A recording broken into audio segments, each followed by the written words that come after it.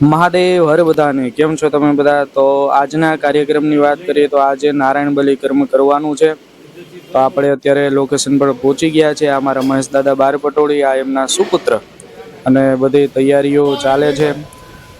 અને અત્યારે મહેશ દાદા યજમાનને હેમાદ્રીની કથાનું શ્રવણ કરાવે છે. આ મારા યોગેશ દાદા, પંકજ દાદા, અને એ બંને પૂર્વ તૈયારીઓ અત્યારે કરે છે. સ્ટેજ તૈયાર થઈ ગયું છે.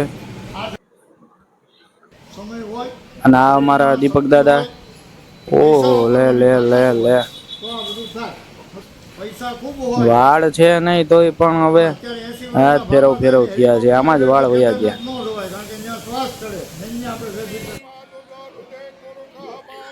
તો ભગવાન શાલિગ્રામનું અત્યારે પૂજન શરૂ છે. નારાયણ બલીનો જે ક્રમ છે, કાર્ય છે, એ અહીંયા શરૂ થઈ ગયું છે.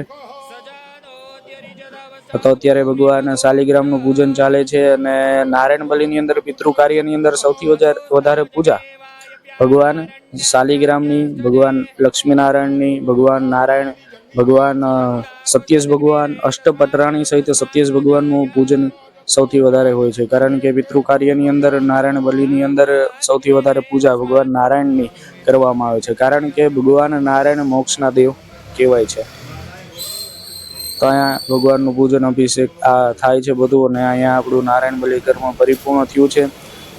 તો જેવા આપણે ગાડી લઈને હજી થોડેક સુધી પહોંચ્યા ત્યાં તો ગાડી થઈ ગઈ બંધ. એટલે આપણે એને દવાખાને લઈ જવી પડી. પણ દવાખાને આવીને જોયું તો ઓલરેડી 5 થી 7 ગાડી તો પેન્ડિંગમાં પડી હતી. પણ છતાં ભાઈ સારો કહેવાય, એને વચ્ચે મારી ગાડી લઈ લીધી અને જલ્દીથી જલ્દી આ કામ પૂરું કરી દીધું ગાડીનું.